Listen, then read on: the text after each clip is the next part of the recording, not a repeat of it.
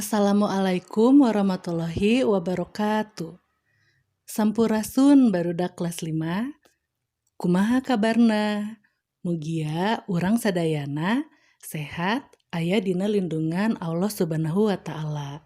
Amin ya robbal alamin. Tepang deui sareng Ibu Bu Desi dina video pengajaran bahasa Sunda. Dina video ieu, Ibu baris medarkeun ulasan atanapi persiapan materi kangge hidep penilaian tengah semester hiji. Hayu sateu acana dikawitan urang sasarengan ngadua. Bismillahirrohmanirrohim. Mangga ieu regepkeun ku hidep materina teh nyaeta pangajaran hiji sareng pangajaran 2. Anu kalebet materi pangajaran hiji nyaeta pangajaran hiji kaulinan barudak. Di antawisna aya hiji contoh-contoh kaulinan barudak, 2 istilah kaulinan, 3 karangan deskripsi, 4 kalimah aktif, 5 kecap barang. Pangajaran 2 kahirupan. Di antawisna aya hiji pangalaman bungah sareng pangalaman sedih, 2 nyusun kalimah pananya, 3 kecap sifat. Hayu ayeuna urang ngawitan bahas materina.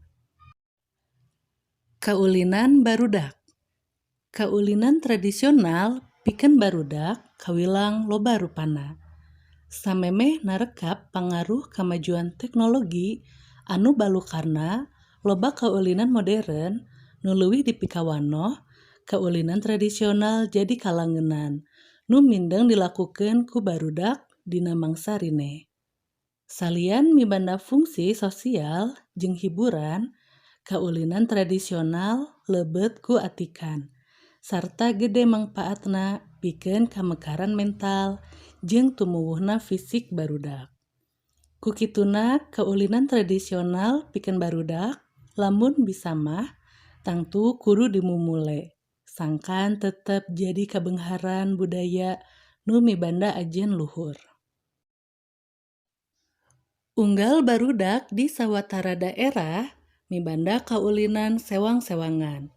Kitu oge barudak nu aya di wewengkon Sunda. Miboga kaulinan anu sok disebut kaulinan barudak atawa kaulinan barudak Sunda. Contoh kaulinan barudak nyaeta ngadu kaleci, galah asin, bebedilan, sonda, jeung sajabana ti eta. Dina kaulinan sok aya istilah-istilah nu khusus disebutkeun atawa aya dina kaulinan. Contoh dina kaulinan ngadu kaleci aya istilah beb jeung dur. Beb maksudna ngantep kojo dina tempatna lantaran kacandet ku pamaen sejenna. Dur maksudna menta supaya kojo nu kacandet dipindahkeun. Istilah kaulinan nu sanesna. Aya asin maksudna dina kaulinan galah hartina meunang. Hompimpah cara nengtukeun ucing jeung sajabana. Samemeh prung maen. Carana ku namprakeun jeung nangkupkeun dampal leungeun. Hong istilah dina ucing-ucingan dina ngabeunangkeun nu nyumput. Ngokok nu jadi ucing teu daek jauh ti tempatna. Teu daek ngider neangan nu nyumput. Suteun pikeun nangtukeun ucing atawa balad. Talawengkar nyaeta sesemplekan barang garabah saperti buyung, kenteng, jeung sajabana.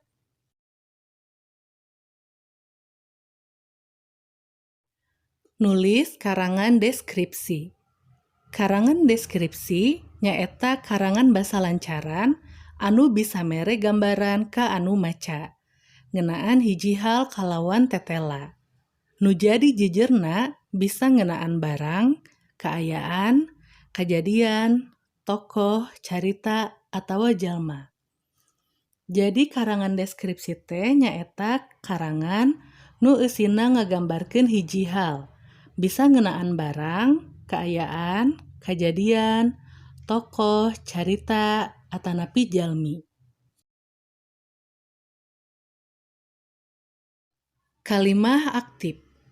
Kalimah aktif nyaeta kalimah anu jejerna atawa subjekna ngalakukeun pagawean anu ditetelakeun ku caritaan atawa predikat. Contona kalimah aktif nyaeta barudak keur main bola. Barudak dina eta kalimah jadi jejerna atawa subjek. Keur main jadi caritaan atawa predikat. Bola dina eta kalimah jadi objek. Kalimah aktif henteu salawasna mika butuh objek. Contona, Dodo keur diajar. Lamun kalimah eta dirucat jadi subjekna atawa jejerna nyaeta Dodo.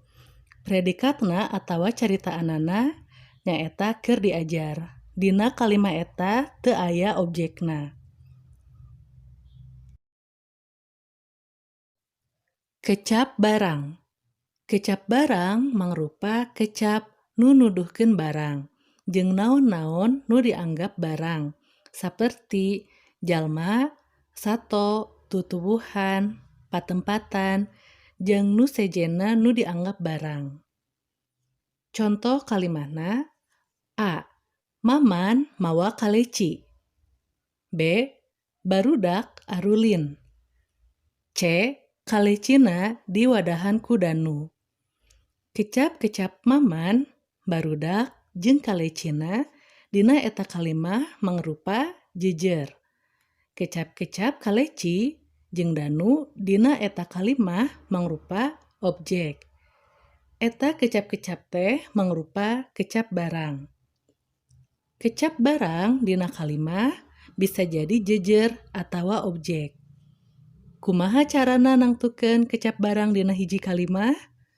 Nyaeta carana lamun eta kecap teh bisa jadi jawaban tina kalimah pananya nu aya kecap pananya naon atawa saha.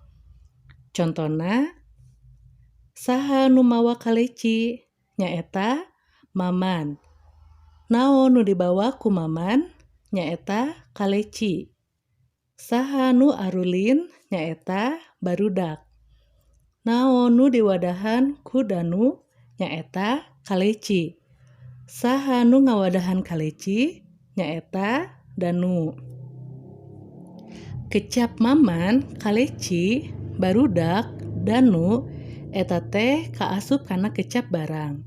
Kulantaran dicirikeun bisa jadi jawaban lamun dijieun kalimah pananya nu aya kecap pananya naon atawa saha. Sok tingali rupina dina kalimah eta kecap barang teh bisa nu jadi jejer atawa objekna.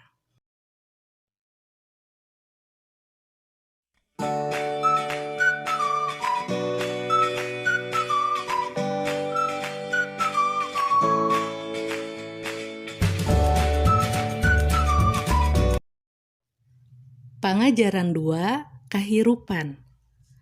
Kahirupan mangrupa babak nu dilakonan ku sakumna makhluk pangeusih alam dunya. Jalma salaku makhluk nu mibanda akal jeung pikiran kudu bisa milih sarta nangtukeun lengkah, ngawilah-wilah mana nu hade jeung mana anu teu hade pikeun kahirupan satuluyna. Kamampuh dina nangtukeun lengkah nu panghadena mere hareupan sangkan ka ala buahna, mangrupa kahirupan anu pinuh ku kabagjaan. Kajadian anu tumiba sarta kudu dilakonan mangrupa katangtuan Allah anu Maha Kawasa. Dina ngambah kahirupan, sakumna makhluk pinasti bakal nyorang rupa-rupa kajadian atawa pangalaman. Pangalaman aya nu jadi pangalaman pikabungaheun jeung aya pangalaman nu sedih. Contoh pangalaman pikabungaheun nyaeta diantarana jadi juara kelas, menang hadiah, liburan, jeung sajabana. Aya oge pangalaman anu matak sedih. Nyaeta diantarana gering, leungit barang, jeung sajabana. Nyusun kalimah pananya.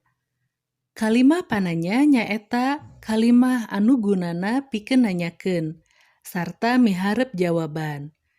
Dina wangun tinulis ditungtungan ku tanda tanya. Maca kalimah pananya mimoga ciri lentong anu beda jeung lentong kalimah wawaran. Ngawangun kalimah pananya ngagunakeun kecap pananya. Diluyukeun kana jawaban nu dipiharep. Contoh kecap pananya jeung kalimah pananyana diantarana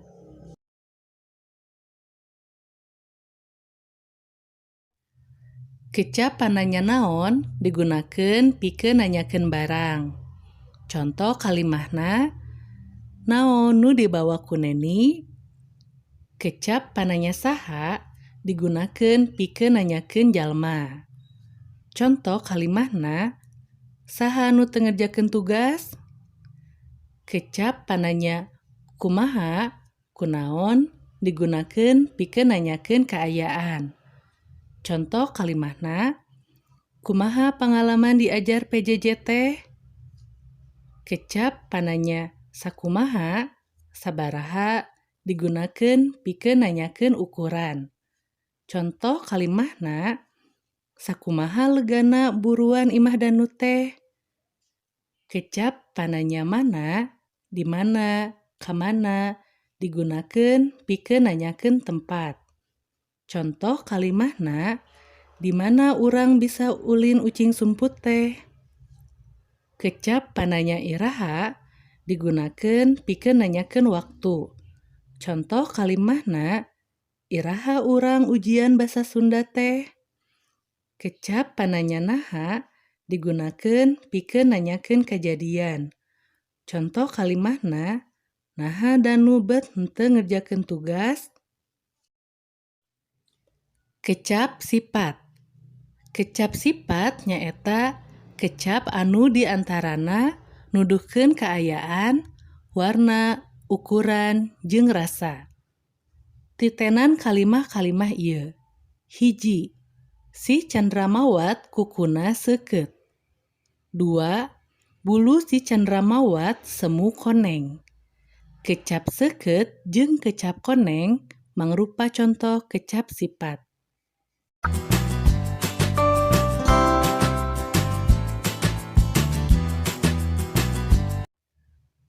Contoh-contoh kecap sifat sejenna nyaeta kecap sifat anu nuduhkeun kaayaan, diantarana gandeng, riweuh, aman, tentrem, jeung sajabana. Kecap sifat anu nuduhkeun warna, diantarana beureum, bodas, hejo, koneng, jeung sajabana. Kecap sifat anu nuduhkeun ukuran, diantarana gede, leutik, panjang, pondok, jeung sajabana. Kecap sifat anu nuduhkeun rasa, boh nu patali jeung hate, atawa rasa nu patali jeung letah. Contoh kecap sifat anu patali jeung rasa hate diantarana sedih, senang, susah, gumbira, jeung sajabana. Kecap sifat nu patali jeung rasa letah diantarana amis, asin, hasem, pait, jeung sajabana.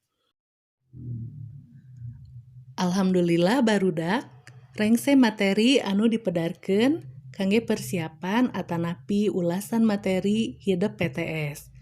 Wassalamualaikum warahmatullahi wabarakatuh. Sahabat-sahabat antara